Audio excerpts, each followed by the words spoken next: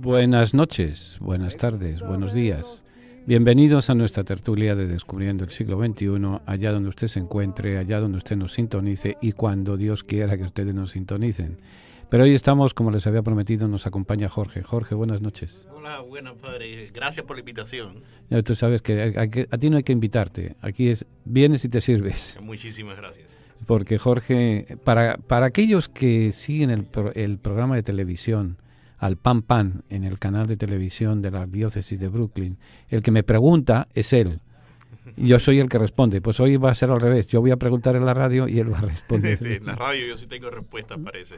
Así que vamos a compartir. Como se lo había prometido, que dado la situación tan difícil que está y también tan importante y tan interesante que está atravesando la Iglesia, vamos a conversar, que no sea mi propia voz, sino alguien que sabe de las cosas que vamos a hablar mucho más de lo que yo pueda saber, porque él sabe. Tú tienes una ventaja que yo no tengo, tienes una familia que yo no tengo, y tú sabes bregar con problemas que yo simplemente los brego por los libros. Pero como quiera, bienvenido a nuestra tertulia, bienvenidos sean todos a nuestra tertulia de Descubriendo el siglo XXI. Es un gusto estar aquí, padre, muchísimas gracias.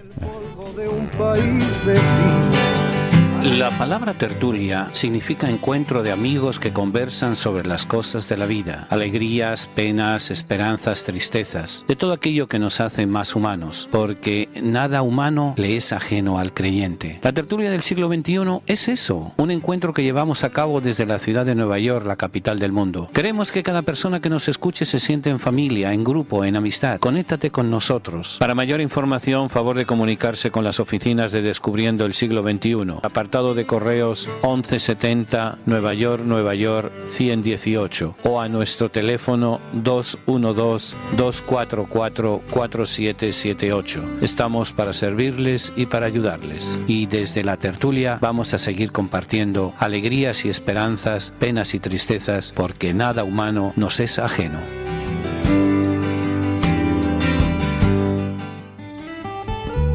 Tiene ya su Biblia, la colección de libros que han marcado la historia de la humanidad en los últimos 25 siglos. Si aún no posee una Biblia, nosotros podemos ofrecérsela a un precio módico, tanto en inglés como en español, o incluso bilingüe.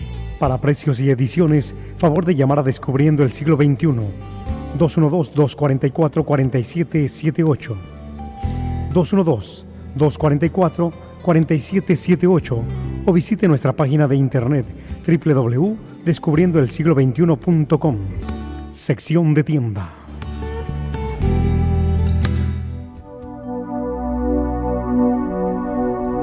Continuamos nuestra tertulia y hoy, por primer tema, aunque sea simplemente, estamos de cumpleaños. Mañana, 7 de septiembre, se cumplen 17 años de la primera vez que la tertulia salió al aire.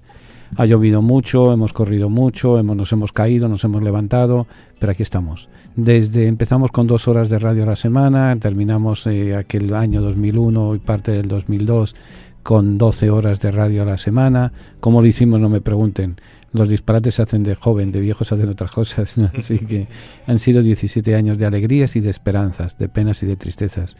Pero han sido 17 años en los cuales ha habido tantas alegrías y tantas ayudar a dar la mano, que bienvenidos sean los disgustos y los problemas. O sea, padre, que la tertulia comenzó 4 días antes del 11 de septiembre. Efectivamente, y la razón fue precisamente... había habido una serie de cambios en la arquidiócesis de Nueva York debido a cuando recién llegado el arzobispo Egan, cardenal Egan, había una situación económica difícil. Entonces empezaron a cerrar proyectos, a cerrar presupuestos, una serie de cosas, y la Asociación de Sacerdotes Hispanos de la Arquidiócesis de Nueva York habían sentido la necesidad de crear un centro formativo para líderes de las parroquias, porque había líderes pero no tenían formación religiosa. Claro, necesitaban formación. Y no tenían dónde recibirla. Entonces, yo en ese tiempo estaba trabajando en las Naciones Unidas y tenía una maniobra de tiempo mayor que la de los sacerdotes comunes y corrientes que estaban en la vida de parroquia, y yo me responsabilicé de organizar un proyecto de educación religiosa. Y les planteé a los sacerdotes, miren, el tener un proyecto simplemente de clases, pueden ir a clase 20, 30 personas. No había el boom en ese tiempo de las computadoras, del internet. Claro, por supuesto. Sino que entonces se me ocurrió, debido a la experiencia de radio que yo ya tenía en Puerto Rico, yo dirigí las 2 emisoras de radio que tiene la Arquidiócesis de San Juan. Tenía un programa en una emisora pequeña RCN en Queens por más de 8 años. Entonces planteé la posibilidad de tener esa educación a través de la radio. Esas 2 horas a través de la radio. En Cuba, en los años 30 y 40, creo, existía un programa que se llamaba La Universidad del Aire. De hecho, sé que fue pionero en el mundo entero, y Cuba es uno de los primeros países en el mundo que tuvo emisoras de radio en los años 20. Pero quiero decir, es la misma idea, ¿no? Educación por radio. Educación, ¿no? Y en Santo Domingo también, la República Dominicana, Radio Santa María, dirigida por los padres jesuitas, tienen un programa de alfabetización bastante grande. Y esa fue la génesis del Descubriendo el siglo XXI y la génesis de la tertulia de Descubriendo el siglo XXI. O sea, formar líderes laicos hispanos en Nueva York. Sí, no presuponer que el oyente sabe de nuestra fe. No presuponer que el que nos está escuchando no es ni mejor ni peor que nosotros, es distinto. Y dada la carencia de liderazgo y dada la carencia de formación, pues organizamos en un primer lugar, pues un segmento más o menos como aquí. Al mes y pico, bueno, a los 4 o 5 días, a los 4 días vino septiembre 11, y eso ya nos revolvió las tripas. Por supuesto, eso cambió todo. Cambió todas las perspectivas. De hecho, yo pensaba irme de Nueva York. Había ocupado un tiempo en una parroquia Sagrado Corazón. Había trabajado en el centro del nordeste de los Estados Unidos, Centro Católico Hispano del Nordeste. ¿Y hacia dónde pensaba irse en ese momento? Pues tenía la duda en si regresar a España o regresar a Puerto Rico. Estaba en esa tesitura. Pero eso fue después del 11 de septiembre. No, antes del 11 de septiembre. Antes del 11 de septiembre. Estaba viendo a ver qué hacía. Pero como los caminos de Dios son intransitables, son incógnitas, pues dije, pues de la misma forma que yo vine a Nueva York por 3 meses y el otro día cumplí 29 años, así que así mismo he seguido luchando al ver la respuesta que hemos tenido en la radio, porque como te comentaba anteriormente, habremos invertido pues en la primera etapa más de $300,000, quitando un donativo de $5,000 en un momento muy peculiar y 2 o 3 donativos de $1,000, $2,000, todo lo demás fueron centavitos. Centavo a centavo, dólar a dólar. Dólar a dólar. O sea, por eso que cuando hablo de la providencia, yo no creo en la providencia. Yo he vivido la providencia. Sí, no tiene que creer. Creer es decir, creo en lo que no veo. Pero si es que yo lo he visto, lo hemos palpado, lo hemos sentido. Incluso ahora, tampoco tenemos ayuda de instituciones de ninguna clase. De vez en cuando la American Bible nos ayuda con algunos proyectos, con algunas cosas, pero el grueso viene precisamente de la ayuda de los demás, de la ayuda de gente sencilla, común y corriente, tan sencilla y tan difícil como son los presos. Sí. Padre, usted lleva 17 años haciendo este programa. Sí. ¿Qué ha sido lo mejor de hacer este programa? Lo mejor han sido el feedback, las respuestas que hemos recibido de enfermos de SIDA, de presos, de violadas por su propio padre. El saber, hemos entre comillas evitado 2 suicidios, el saber que nuestro trabajo ha servido para que otras personas tengan sentidos para su vida, esa ha sido nuestra mejor recompensa. Lo peor, la indiferencia de eclesiásticos, la diferencia de gente que podía ayudar y no nos ayudaron, pero bueno. De los que más interesados debían estar. De los que más debían interesar, pero bueno, esos son, caminante no hay camino. Exacto. Se va haciendo camino. Así que esperamos otros 17 años para seguir luchando, para seguir compartiendo. Y yo te paso el testigo para que cuando yo no esté, tú sigas.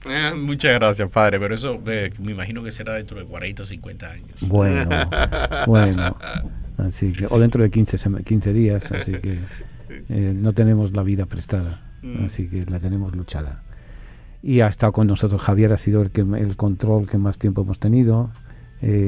Johnny Madera y 2 o 3 más que han aparecido por ahí que siempre nos han acompañado.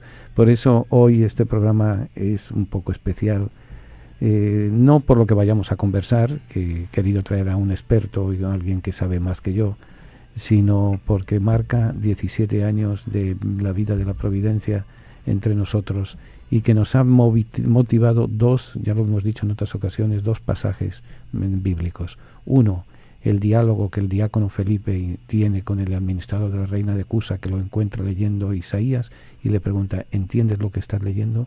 Y él le responde, ¿cómo voy a entender si no tengo nadie que me lo explique? Y hemos tratado de ser ese alguien que explicaba. Y en segundo lugar, cuando el Señor multiplica los panes y los peces, la multiplicación, la gente se estaba muriendo de hambre, pregunta a los discípulos y uno dice, con 300 denarios no haría, o sea, la parte económica, nos damos. El otro, aquí no hay espacio para que vayan las estructuras. Sin embargo, un muchacho anónimo, no sabemos su nombre, dijo, yo tengo 2 panes y 5 peces. Digo, 5 peces, comes 2 peces y 5 panes. Y se obró un milagro. Y así hemos ido aquí. Multiplicando los panes y los peces. Bueno, no queremos ponernos nostálgicos, que tenemos mucho de qué conversar. Vamos a conversar, como les prometía, de la situación, la larga marcha de la Iglesia, el documento de Pensilvania, el cardenal McCarry, en la carta del arzobispo Viganó y los retos que tiene Francisco en la reforma de la curia, reforma del modelo de familia, la sexualidad de la Iglesia, el sacramento del orden sacerdotal, modelos de Iglesia, y no podía faltar la fiesta de María, la Caridad del Cobre. Oh, por supuesto que no. Que el sábado, dicho sea de paso, es la Virgen de la Caridad del Cobre. La patrona de Cuba. Siempre tenemos necesidad de contemplar el misterio de la misericordia. Es fuente de alegría, de serenidad y de paz. Es condición para nuestra salvación. Misericordia es la palabra que revela el misterio de la Santísima Trinidad. Misericordia es el acto último y supremo con el cual Dios viene a nuestro encuentro. Misericordia es la ley fundamental que habita en el corazón de cada persona cuando mira con ojos sinceros al hermano que encuentra en el camino de la vida. Misericordia es la vida que une a Dios y el hombre porque abre el corazón a la esperanza de ser amados para siempre, no obstante el límite de nuestro pecado. Con estas palabras el Papa Francisco convoca a toda la Iglesia con la misericordia del Padre. Viviremos y sentiremos en la Iglesia el amor del Padre, la fraternidad del Hijo, la santidad del Espíritu Santo. Únete a la familia de Descubriendo el Siglo XXI para celebrar la gracia del Señor. Para mayor información, favor de comunicarse con las oficinas de Descubriendo el Siglo XXI, al apartado de correos 1170 Nueva York 118 o a nuestro teléfono 212-244-4778. Estamos para servirles y para ayudarles. Venga a honrar al Divino Niño Jesús el tercer domingo de cada mes. Tendremos la celebración de la Santa Misa a las 2 de la tarde en la parroquia San Columba, ubicada en el 343 West de la 25 Street en Manhattan. Para mayor información, favor de comunicarse con nuestras oficinas al 212-244-4778, 212-244-4778. Vengan porque tuve hambre y me dieron de comer, tuve sed y me dieron de beber. Estuve en la cárcel y me visitaron, enfermo y me fueron a ver, extranjero y me acogieron. Hoy en día damos de comer, beber, acogemos y visitamos cuando nos acercamos a nuestros hermanos presos, enfermos o emigrantes. A través de la radio lo hacemos posible. Ayúdanos a ayudar. Envíenos su donativo a Descubriendo el Siglo XXI, P.O. Box 1170, New York 118. Repito, Descubriendo el Siglo XXI, P.O. Box 1170, New York 118.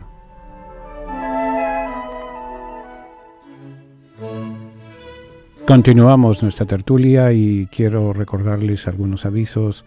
El primer lugar, que mañana viernes es 7 de septiembre, es la misa de sanación a las 7 de la tarde en la iglesia de San Columba, misa de primer viernes, cuya intención fundamental es pedir al Señor por nuestros hermanos presos y sus familias. Lo que siempre les recuerdo, el preso ha cometido un error y está preso, está pagando sus cosas mal hechas. Pero el padre, la madre, el esposo, la esposa, el hijo, la hija, la hermana, quien sea, no tiene culpa y están sufriendo más. Vamos a rezar por ambos, por el preso y por su familia. Jorge, ¿de qué hablamos?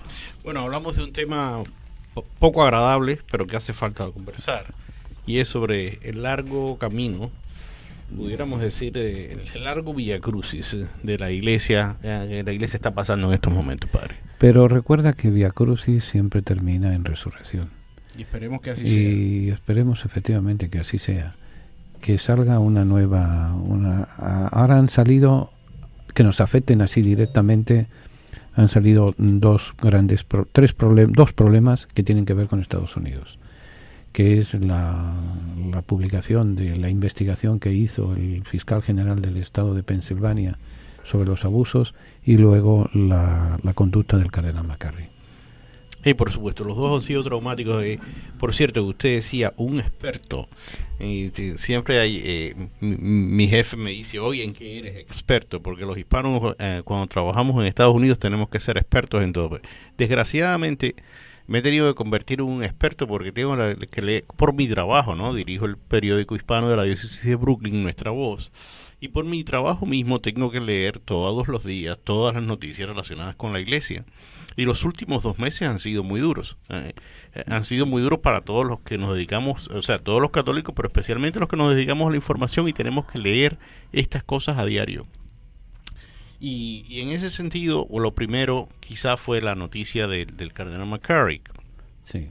Ex cardenal ahora. Cardenal. Es el segundo caso en toda la historia de la iglesia de un cardenal que renuncia al cardenalato. Exacto. Que no, el primero fue este cardenal francés de los años 20. Sí.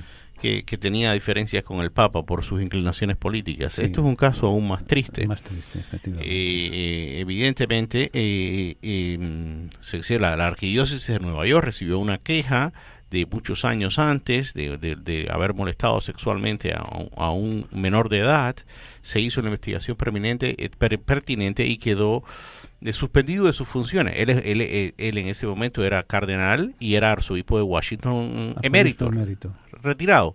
O sea que realmente no tenía funciones en una diócesis, pero en sus años de retiro había sido una persona muy activa y muy importante. Había sido como una especie de enviado especial, no solo de la iglesia, sino también del gobierno de los Estados Unidos. Correcto. Había estado trabajando también para el Departamento de Estado como enviado especial en situaciones de violaciones de la libertad religiosa, en conferencias sobre libertad religiosa, etcétera, etcétera. O sea que era un hombre bien conocido, era un hombre...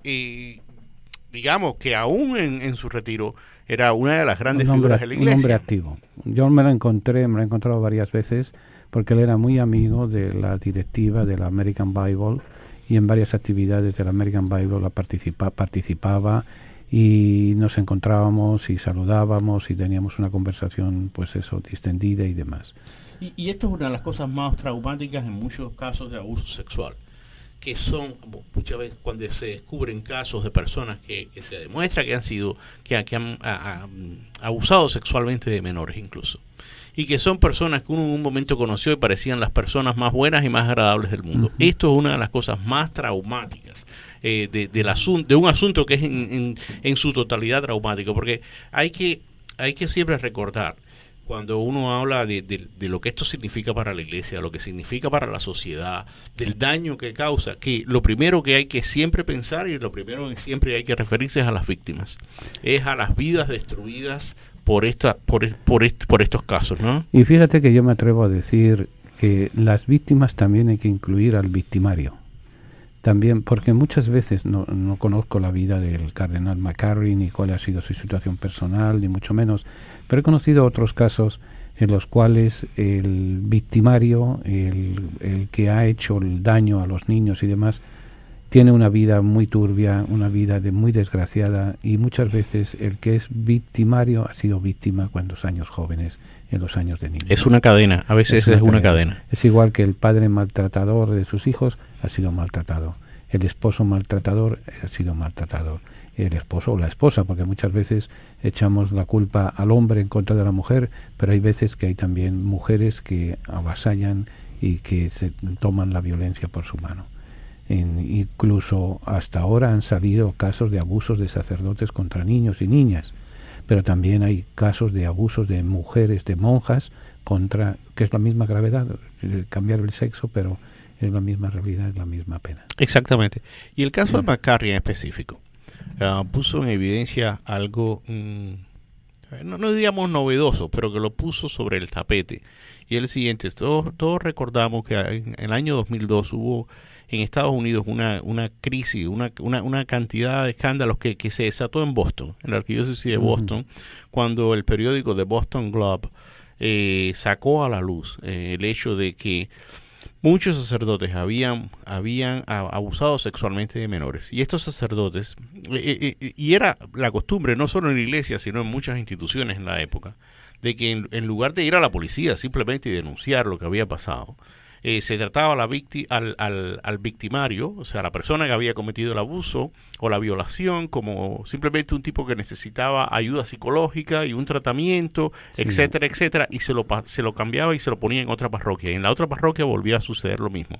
Entonces, esto fue lo que pasó en el 2002. Este fue como el centro del escándalo del 2002. El hecho de que los sacerdotes habían abusado sexualmente de menores y en lugar de ser castigados y expulsados de la iglesia, habían sido simplemente cambiados de una parroquia a otra. Sí, porque se pensaba es un pecado y es el pecador que se arrepiente, que se confiesa, hace la penitencia y se curó. Exactamente. Y no se veía el crimen. No se veía el crimen. O sea, se veía el pecado, pero no se veía, como dice Jorge, el crimen, no se veía la violencia, no se veía el abuso, no se veía la mala conducta, la conducta psicopática. Y técnicamente la violación de la ley. La violación de la ley y la violación de la persona. Exacto.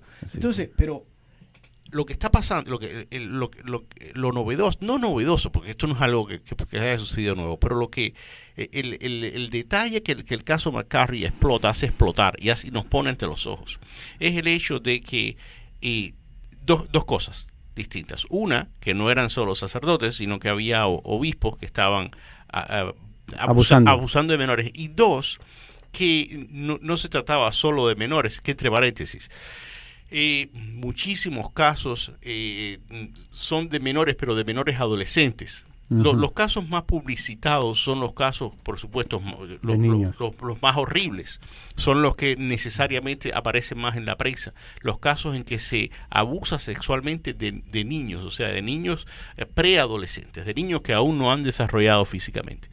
Pero estadísticamente hablando, la mayoría de los casos de abuso son con niños, o sea, con adolescentes, con niños de 14 a 18 años realmente, que son menores de edad y por lo tanto no tienen capacidad de consentir, pero que son personas ya adultas, semiadultas, que físicamente han desarrollado.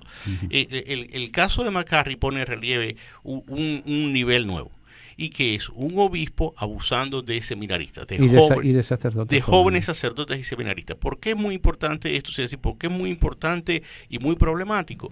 Porque en una arquidiócesis o una diócesis católica, el obispo es el jefe de esa diócesis. Es el padre de la comunidad. Y es el padre de la comunidad. Y por encima de él solo está el Papa. Entonces, cuando comete un abuso, ¿a quién se acude? Efectivamente. Y esa ha sido la gran novedad, desgraciadamente, primero que un obispo al nivel y la categoría de McCarry, obviamente antes de pasarle por la policía y por los tribunales había que pasarle por el psiquiatra. Exacto. Porque solamente una persona psicótica es capaz de hacer las cosas que ha hecho. Claro. Lo otro que el caso McCarry, el otro aspecto en el que se vuelve muy problemático es en el hecho de que cuando sucede hay varios testigos que salen en la prensa a decir esto era algo que se sabía. El hecho de que McCarry tenía una casa en la playa y que invitaba a los seminaristas a él con él a la casa de la playa y que siempre en esas excursiones pasaba algo inapropiado. Ese es uno de los grandes problemas, el mirar para otro lado, él ha sido el superior, el vete a saber qué, pero esto que nos lleva a mirar, que nos lleva a juzgar, pues en primer lugar padres, madres, familias, hermanos, tengan cuidado, porque por muy santo que sea el obispo, por muy santo que sea el cardenal, por muy santo que sea el sacerdote, no deja de ser un ser humano con sus luces y con sus sombras, con sus necesidades, con sus deficiencias y demás.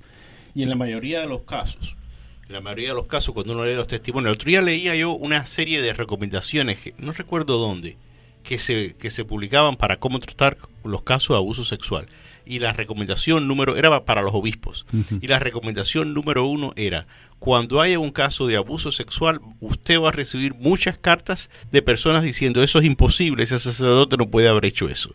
O sea, desgraciadamente es así. Uno piensa que uno puede identificar la maldad de las personas solo con verlas. No es así.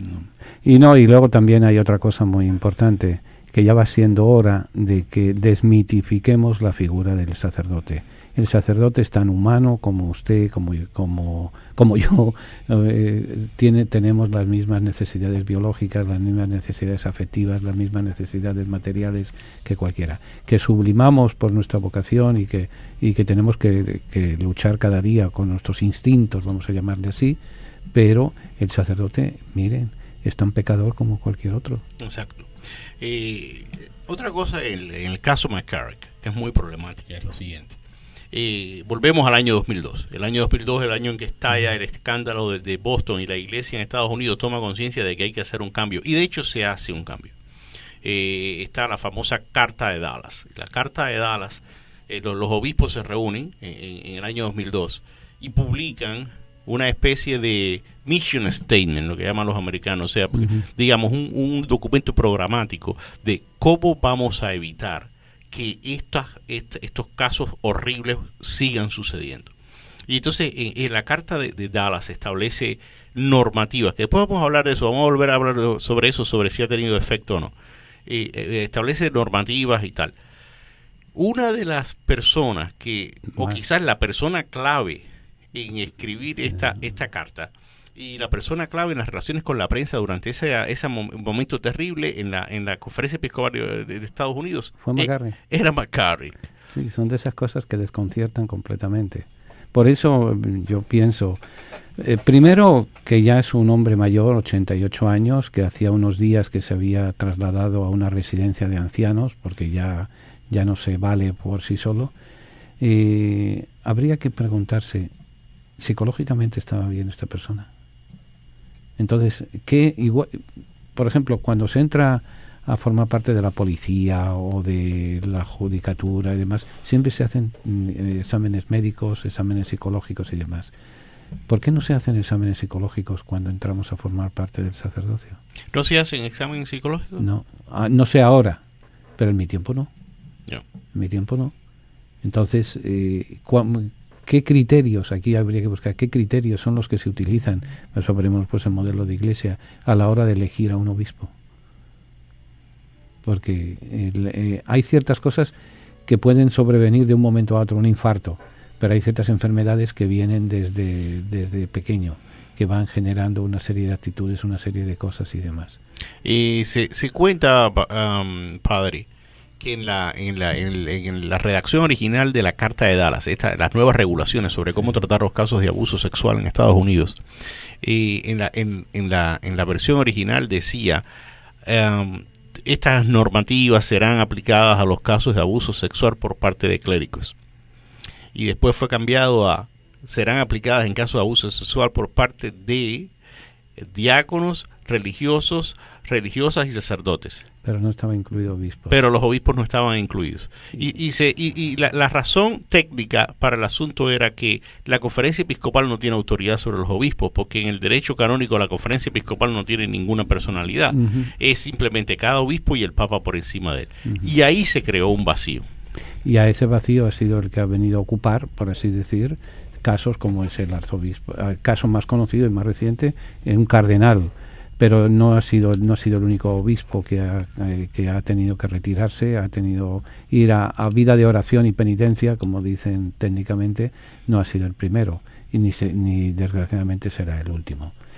Eso nos lleva a preguntarnos qué modelo de iglesia entonces es el que tenemos y el que deberíamos de ir construyendo e ir elaborando. ¿Qué criterios se deben de seguir primero para manejar estos casos? Porque siempre habrá alguien que diga que no, esto es un setup preparado contra el obispo, una serie de cosas, para defenderlo. Segundo, hay que buscar la realidad es esta, y con eso hay que bregar. Exacto. Y lo otro es, y yo creo en este sentido, hay que pensarlo bien. Y el hecho es el siguiente. Y es muy fácil decir hay que hacerlo rápido y hay que ser radical. Y yo creo que hay que ser radical y que no hay ninguna otra alternativa. Uh-huh. Pero al mismo tiempo, ¿cómo se define la culpabilidad? Quiero decir, ¿qué mecanismos se establecen? Porque tampoco se quiere ser injusto con nadie. O sea, lo más horrible debe ser, me imagino yo, un sacerdote acusado falsamente. Porque hoy por hoy, en este ambiente en que vivimos, para siempre. Lo destruyen la vida de un sacerdote bueno, cualquiera que sin ser verdad lo acuse de cualquiera de estos horrores, debido a todo lo que ha pasado. Entonces es importante garantizar la justicia para todos. Concluyendo, el caso de McCarry es un caso muy triste. Era presidente de la Universidad Católica de Puerto Rico cuando yo estudiaba, un hombre muy eficiente, un hombre muy de iglesia, pero un hombre con sus problemas personales que a la larga han salido a relucir y han acabado con su vida, con su carrera, con su reputación, pero sobre todo con la vida, con la reputación, con la salud mental y espiritual de sus víctimas. Exacto. Hay que buscar los dos lados, la víctima y el victimario. Los dos están en el mismo paquete. Yeah. Padre, la segunda estación de este Vía Crucis fue la publicación del informe del Gran Jurado de Pensilvania. Sí. Aquí yo pongo, fíjate, en este caso de Pensilvania, yo le acuso más a la Iglesia que el caso de McCarry. ¿En qué sentido, padre? Porque el caso de McCarry es un caso personal. Es una víctima y un victimario. Podemos juntar ambas cosas, pero es él. Pero el caso de Pensilvania, estamos hablando de 70 años. Y 8 diócesis. 300 sacerdotes, más de 1,000 víctimas. Eso es lo que se ha sabido. Por supuesto, la mayoría no se saben. No se saben, y muchas víctimas, y yo sé lo que es el ser víctima y cerrarle los labios para siempre y cerrar la conciencia para siempre. Y porque es muy duro. Es muy duro. O sea, es una cosa que no se puede jugar con ella. Y es una cosa, si yo acuso más si cabe a los obispos, porque es todo todo un entramado para proteger la institución. Claro, de aquellos polvos estos lodos, viene todo del modelo de iglesia que se ha tenido que formar en Estados Unidos, el modelo corporativo. Entonces hay que salvar la corporación. Pero vamos a un break y continuamos. La palabra tertulia significa encuentro de amigos que conversan sobre las cosas de la vida, alegrías, penas, esperanzas, tristezas, de todo aquello que nos hace más humanos, porque nada humano le es ajeno al creyente. La tertulia del siglo XXI es eso, un encuentro que llevamos a cabo desde la ciudad de Nueva York, la capital del mundo. Queremos que cada persona que nos escuche se siente en familia, en grupo, en amistad. Conéctate con nosotros. Para mayor información, favor de comunicarse con las oficinas de Descubriendo el Siglo XXI. Apartado de correos 1170 Nueva York 118 o a nuestro teléfono 212-244-4778. Estamos para servirles y para ayudarles. Y desde la tertulia vamos a seguir compartiendo alegrías y esperanzas, penas y tristezas, porque nada humano nos es ajeno.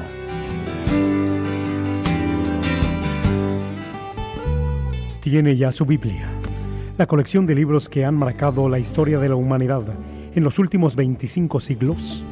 Si aún no posee una Biblia, nosotros podemos ofrecérsela a un precio módico, tanto en inglés como en español, o incluso bilingüe. Para precios y ediciones, favor de llamar a Descubriendo el Siglo XXI, 212-244-4778, 212-244-4778, o visite nuestra página de internet www.descubriendoelsiglo21.com, sección de tienda. Oración del diezmo.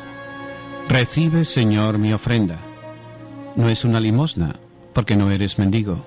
No es un aporte, porque no lo necesitas. No es el resto que me sobra que te ofrezco. Este monto representa, Señor, mi reconocimiento y mi amor, pues si lo que tengo es porque tú me lo diste, Señor. Amén.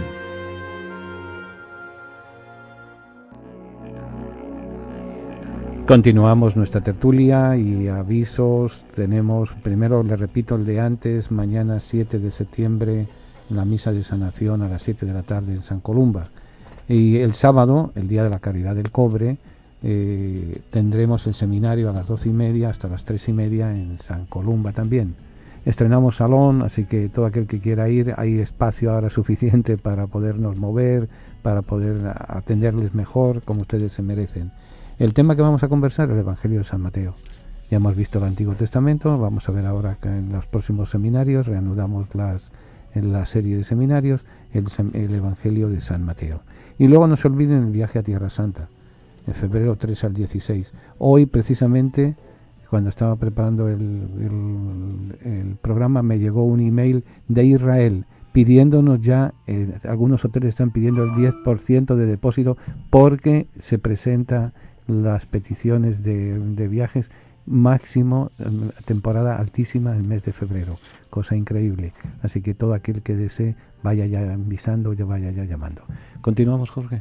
Continuamos con el tema, padre. Usted decía una cosa con la que estoy de acuerdo, y es el hecho de que, quiere decir, los casos de los obispos que no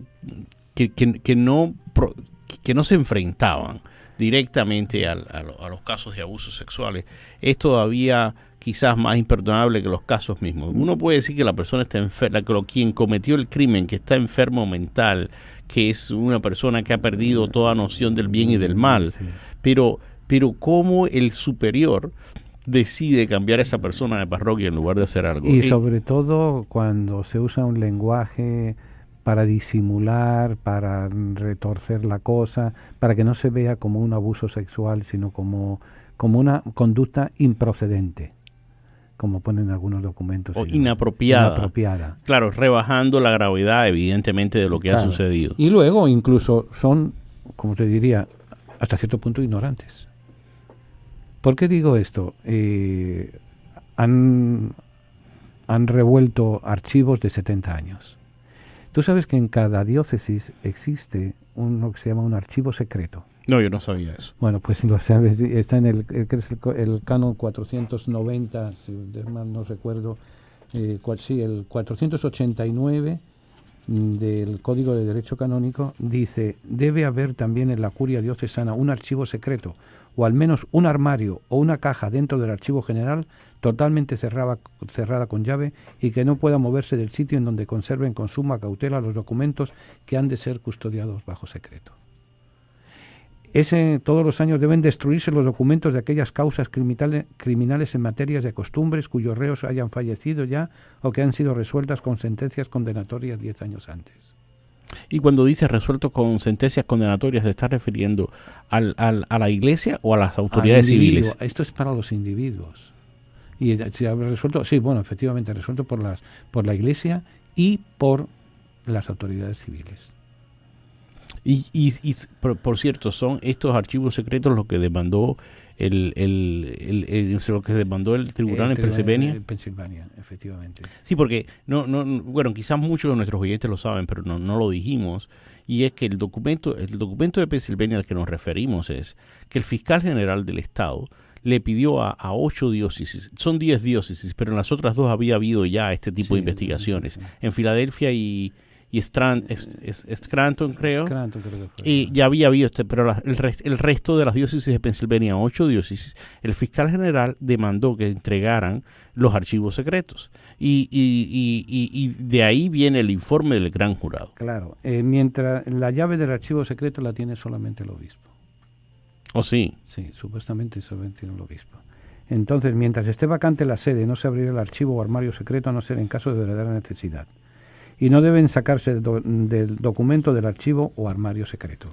Y hay otro canon que dice, no lo vamos a extender, que cuando el obispo cesa, todos los documentos del archivo secreto deben de ser destruidos.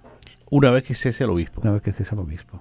Sobre todo los que entonces ni siquiera se han preocupado de pensar. Recuerdo cuando la crisis del 2002, un sacerdote que trabajaba en la nunciatura, en la delegación apostólica, le empezó a llamar la atención a los obispos, decirle, traten el tema porque les va a costar muchos billones de dólares como así ha sido. Entonces, ¿qué contestaron algunos obispos? ¿Quién se va a atrever a demandar a la Iglesia Católica? Sí, claro. Y entonces, bueno, hasta ahora $3.000 millones se considera que ha pagado la Iglesia Católica en Estados Unidos por estas demandas. 3.000 millones de dólares más el desprestigio,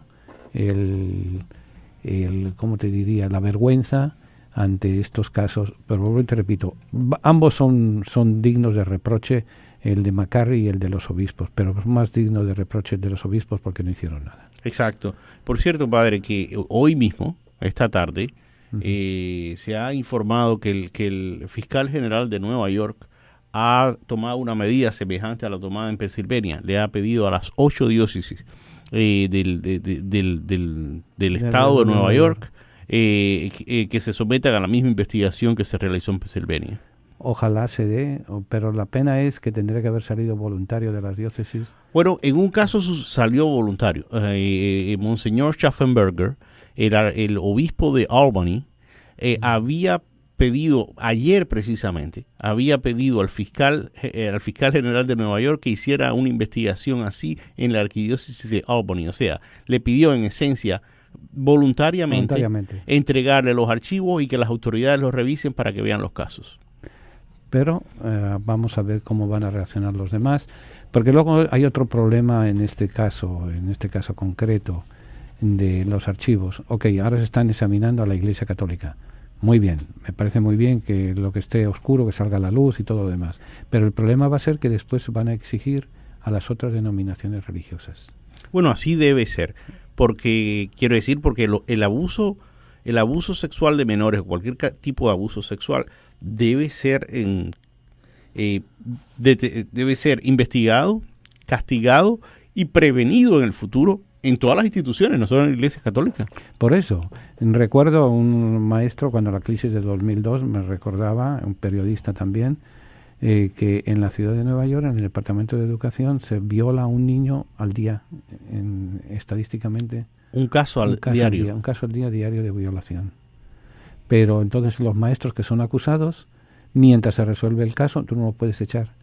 Entonces van a clase, me contaba una estudiante precisamente de los seminarios, que van a clase, se van al salón de profesores, se pasan las 8 horas allí leyendo el periódico, viendo internet, y al final se van y al final de mes te reciben su cheque como cualquier otro. Mientras no y los casos se demoran 5, 6, 7, 8 años, porque los sindicatos, las uniones les defienden. Sí, o sea que leemos más en la prensa sobre los casos de la Iglesia Católica, pero por supuesto... Yo veo que se tiene que sacar porque ya no es lo que dice el refrán, la mujer del César no tiene que ser honesta sino demostrarlo. Ya no es un profesional de la religión, es el testigo del Evangelio. Y muchos se han aprovechado de esa influencia moral para dejarse violar. Exactamente. Y lo otro es los maestros... No, digamos, los maestros no son líderes religiosos, ni consagran ni en la misa, ni tienen la autoridad moral que reclama para sí un sacerdote. Y en ese sentido, por supuesto, el caso es distinto. El caso es muy distinto, pero el caso a la larga, volvemos a decir, no hay que señalar a nadie, pero sí hay que señalar eso. McCarry es una persona individual que ha llegado donde nunca pensábamos que pudieran haber llegado, sobre todo sabiéndolo quien lo sabía, porque parece ser que era más conocido de lo que nos imaginamos, y entonces se permitió. Sobre eso yo quiero decir algo.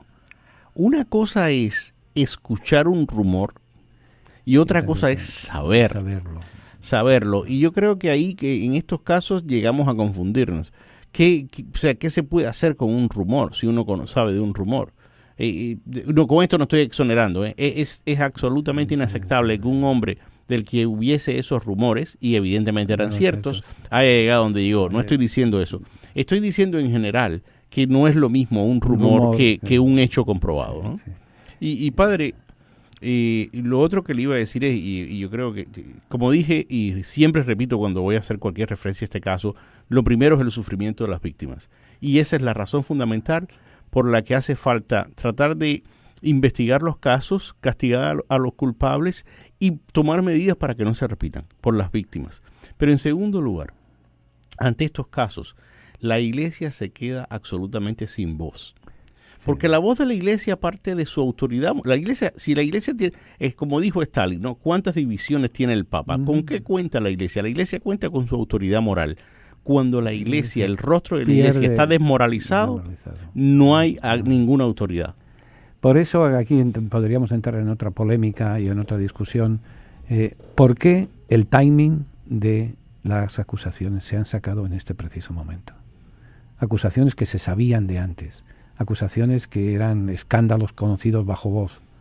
¿Por qué se hacen a luz pública estos hechos? Que deberían de haber hecho desde el primer momento que se sabían, haberlos sacado. ¿Pero por qué ahora? Lo que usted me dice me hace recordar la tercera estación de este Vía Crucis de este verano, y que es el caso Viganò. Ajá. El caso Viganò es el Papa estaba en Irlanda de visita, y una visita ya de por sí muy problemática. Y el sábado el Papa hace la visita al Encuentro Mundial de las Familias que se está celebrando en Dublín, y ese día termina con una preciosa, la llamada Fiesta de las Familias, que es básicamente un espectáculo, digamos, artístico-cultural, donde está el Papa y donde el Papa lee algunos, escucha testimonios, y esto ha sido así varias veces ya.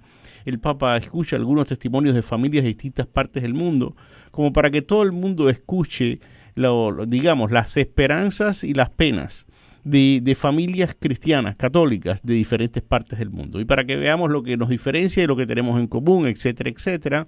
El espectáculo fue precioso. Andrea Bocelli cantó el Ave María y cantó Nessun Dorma y todo lo demás.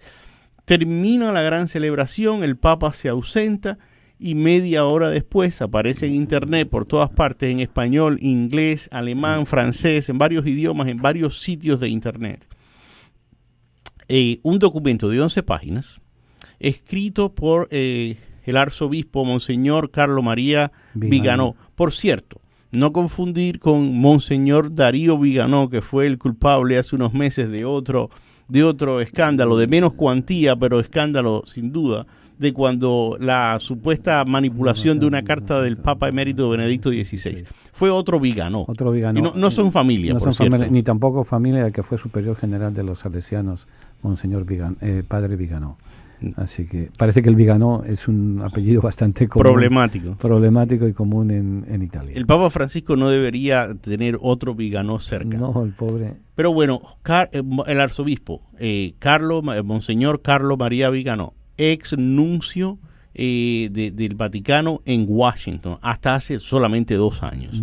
Publica un documento de 11 páginas donde, bueno, es un documento muy largo con muchas acusaciones para todo el mundo, es como una larga lista de lavandería, pero lo esencial es que dice 2 cosas.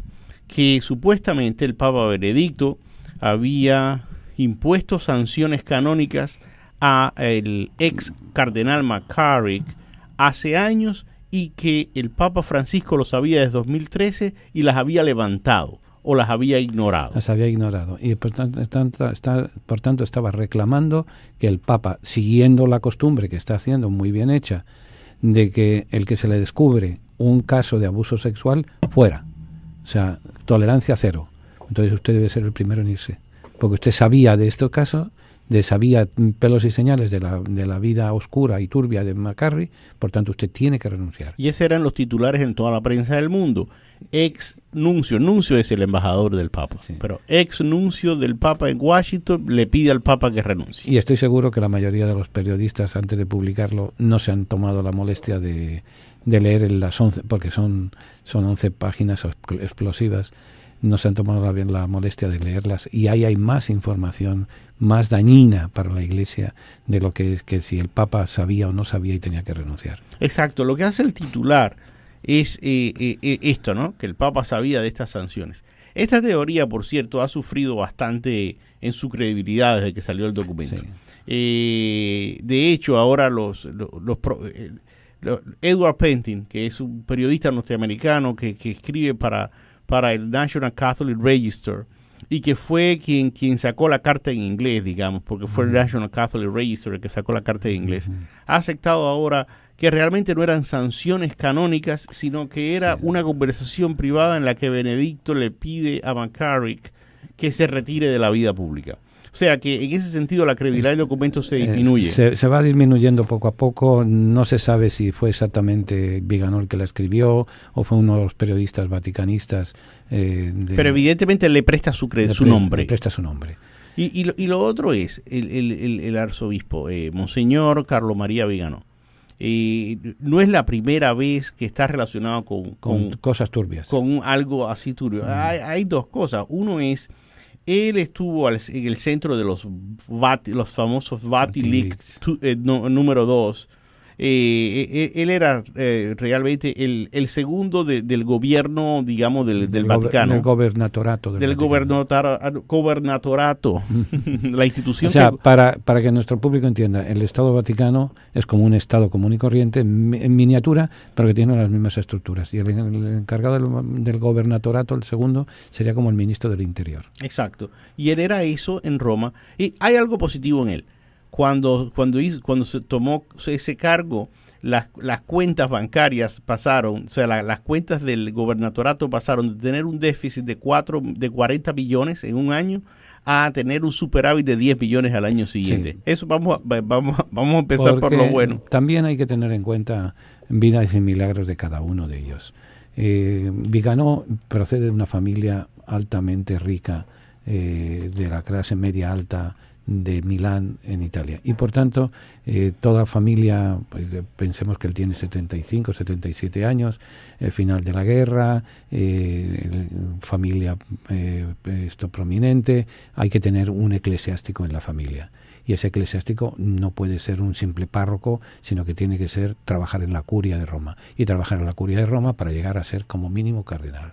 He leído un artículo en el diario La Nación de Buenos Aires que dice que la familia Viganò son 5 hermanos, o sea, hermanos y hermanas, ¿no? Sí. Son 5, y la herencia que recibieron de la familia era de $25 millones. Sí, no es mucho, cada uno. No, 25 en total, decía. Sí, 5 millones para cada uno. Sí, pero... lo otro es, y eso me lo dijo usted, que tiene un hermano sacerdote. Sí, está de profesor en Chicago. Biblista, jesuita. Y había, según este periódico argentino, según el artículo de La Nación, los dos Viganò habían estado en la corte discutiendo por la herencia. Sí. Y después una de las hermanas de Viganò también salió a criticarlo después de esto. O sea, que quiere decir que la credibilidad de Viganò y del documento mismo es muy floja. Ha sido puesta en evidencia. Ahora, ¿cuál es el problema para mí? Que aunque la credibilidad del documento es sospechosa y la credibilidad del autor puede ser imputada, el documento habla de problemas que son reales. O sea, tenemos el mensaje y el mensajero. Exacto. El mensajero está turbio, pero el mensaje es claro. Y el mensaje tiene muchos detalles que parecen incorrectos o malintencionados. Sí, pero por detrás de eso hay un problema que es real. Y por eso el documento puede hacer tanto daño. Porque hay una manipulación inteligente, me parece a mí. Yo no tengo pruebas de que sea una manipulación, pero estoy diciendo lo que honestamente me parece a partir de lo que he leído. Lo que no hay peor mentira que media verdad. Exactamente. Que ese es el problema del documento. Es el problema. Y eso, en el fondo, así es la punta del iceberg de todo un movimiento que hay en la Iglesia, en toda la Iglesia, en contra del pontificado de Francisco. Ese es en el fondo. ¿Y por qué en contra del pontificado de Francisco? Porque Francisco ha querido limpiar la casa, por así decir. Claro, es una obra de 1000 años.